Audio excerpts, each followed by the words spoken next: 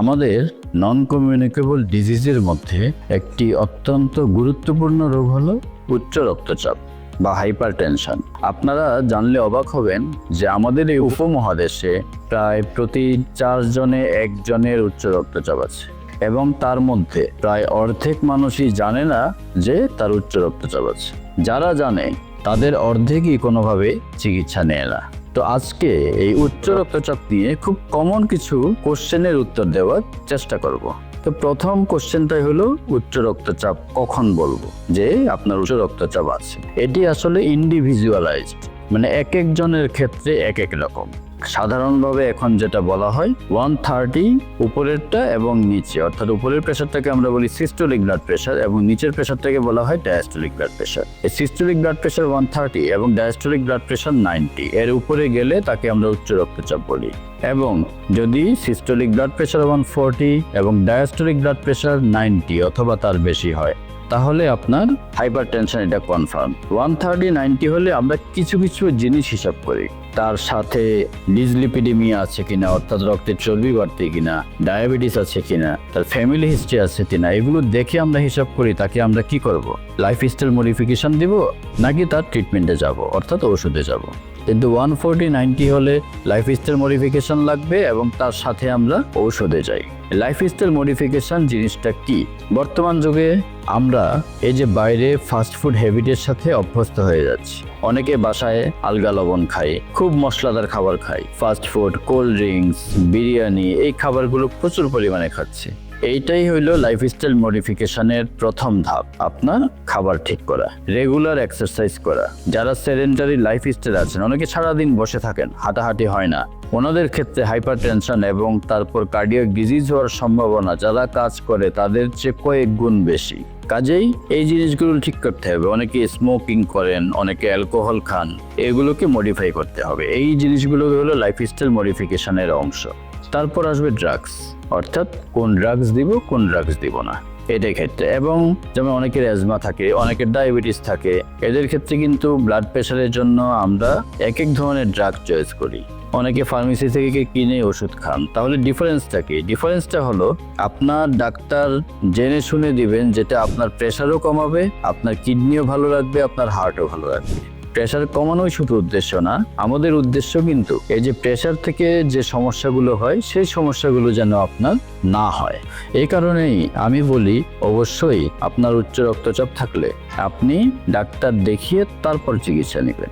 এমনিতে ফার্মেসি থেকে ওষুধ খেয়ে প্রেশার কমিয়ে রাখবেন না, এটার সাইড ইফেক্ট অনেক বেশি। এখন আসি আরেকটা খুব কমন কোশ্চেনে, স্যার আমার তো প্রেশার কন্ট্রোল হয়ে গেছে, আমি ওষুধ বন্ধ করে দিয়েছি।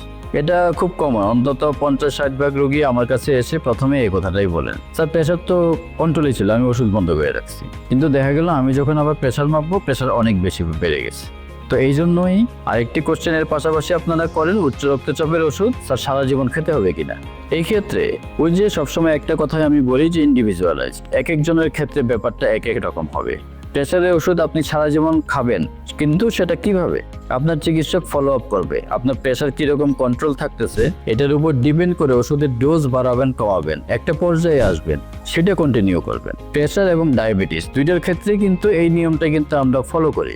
কাজে হুট করে বন্ধ দেওয়াটা খারাপ, কারণ আপনার ব্লাড প্রেশার হঠাৎ করে যখন বাড়বে আবার তা থেকে কিন্তু স্ট্রোক হওয়ার সম্ভাবনা অনেক বেশি থাকবে। কাজেই হঠাৎ করে প্রেশারের ওষুধ বন্ধ করা যাবে না। তারপর আরেকটা ব্যাপার হয়, স্যার ওষুধ তো খাচ্ছি, প্রেশার তো কন্ট্রোল হয় না।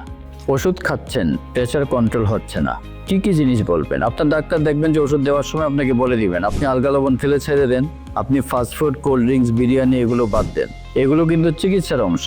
আমরা মনে করি এটা চিকিৎসার অংশ না, এটা কিন্তু চিকিৎসার প্রথম ধাপ, আপনার ডায়েট ঠিক করা। কাজে ডায়েট যদি ঠিক না করেন, আপনি ঔষধ খেতে থাকেন, তারপরও প্রেশার কমতেছে না, আপনার স্যারের কাছে গেলে কি করবে? আরেকটা ওষুধ দিবে, ওষুধ বাড়াবে। কিন্তু আপনি যদি খাবার কন্ট্রোল করতে পারতেন, হয়তো আপনার এই বাড়তি ওষুধটা লাগতো না। কাজেই এই জিনিসটা কিন্তু মাথায় রাখতে হবে, ওষুধের পাশাপাশি খাবার দাবার ঠিক করতে হবে, এক্সারসাইজ করতে হবে। এই উচ্চ রক্তচাপ নিয়ে এই যে মিথগুলো আমাদের মধ্যে প্রচলিত, এই মিথগুলো আপনাদেরকে বুঝতে হবে যে প্রেশারের ওষুধ কিভাবে ঠিক করে, তারপর কিভাবে আমরা ডায়েট প্ল্যানটা ঠিক করি। এখন আসি, এই যে প্রেশার যদি অনিয়ন্ত্রিত থাকে তাহলে আপনার কি কি সমস্যা হতে পারে। অনেকে বলেন যে স্যার আমার তো প্রেশার বাড়তে, কিন্তু আমার তো কোনো অসুবিধা হয় না। উচ্চ রক্তচাপের 1 নম্বর লক্ষণ হলো আপনার কোনো লক্ষণ থাকবে না। আপনি একটা বয়সের পরে প্রেশারটা মাপাতে হবে, মাপে রেগুলার চেক করে দেখতে হবে। রেগুলার মানে কি? কারো ক্ষেত্রে 6 মাসের ক্ষেত্রে, কারো ক্ষেত্রে 1 বছর পর। যাদের উচ্চ রক্তচাপ নেই তাদের ক্ষেত্রে এই প্রেশার মেপে ফলো আপ করতে হবে যে আপনার উচ্চ রক্তচাপ আছে কিনা। আপনি ফলো আপ করলেন না, আপনার প্রেশার দীর্ঘদিন ধরে বাড়তি, আপনি কিন্তু কিছু টের পাবেন না। কখন টের পাবেন? যখন তার কমপ্লিকেশন হবে। কমপ্লিকেশন কি হতে পারে? ব্রেনে স্ট্রোক হয় উচ্চ রক্তচাপ থেকে, চোখে একসময় অন্ধ হয়ে যেতে পারেন, চোখের মধ্যে ব্লিডিং হতে পারে, হার্টে সবচেয়ে খারাপ যেগুলো হয় হার্ট অ্যাটাক, সেখান থেকে হার্ট ফেলিওর হতে পারে। কারো কারো এওরটা, যেটা মহাধমনী বলি আমরা, এই ধমনী ফেটে যেতে পারে এবং এটি ফেটে গেলে মৃত্যুর হার কিন্তু অনেক বেশি। যদিও এখন চিকিৎসা বিজ্ঞান উন্নত হয়েছে, তারপরও আমরা এওরটিক ডিসেকশন বলি। এই ডিসেকশনে কিন্তু মৃত্যু হার অনেক বেশি। আর কি হতে পারে? আপনার কিডনি বিকল হতে পারে। কাজেই উচ্চ রক্তচাপ আপনাদেরকে অবশ্যই নিয়ন্ত্রণে রাখতে হবে যদি দীর্ঘদিন ভালো থাকতে চান। তো সমস্যা না হলে স্যার ওষুধ কেন খাবো? এই যে আমরা ইন্স্যুরেন্সে বিনিয়োগ করি, আমরা কেন করি? আমি ইনস্ট্যান্ট কোনো প্রফিট পাবেন? ইন্স্যুরেন্সে বিনিয়োগ করলে পাবেন না। কেন করতেছেন? আপনার ভবিষ্যতে ভালো থাকবেন সেই জন্য। কাজেই প্রেসারে ওষুধ না খেয়ে খারাপ থাকার চেয়ে আপনি যদি একটা খেয়ে ওষুধ খেয়ে ভালো থাকেন, সেটা কি অনেক ভালো না? আশা করি এই ভিডিওটা আপনাদের কাজে লাগবে। আমি ডাক্তার এম.এ.বি. সিদ্দিক মজুমদার জাভেদ, বর্তমানে কর্মরত আছি জাতীয় হৃদরোগ ইনস্টিটিউট ও হাসপাতালে। চেম্বার করছি ঢাকায় levied diagnostic centre Dayaganj branch এবং popular diagnostic centre limited Jatrabari ব্রাঞ্চে, এবং ঢাকার বাইরে প্রতি সোমবার আমি চেম্বার করছি লাভিডা হাসপাতাল আশুগঞ্জ।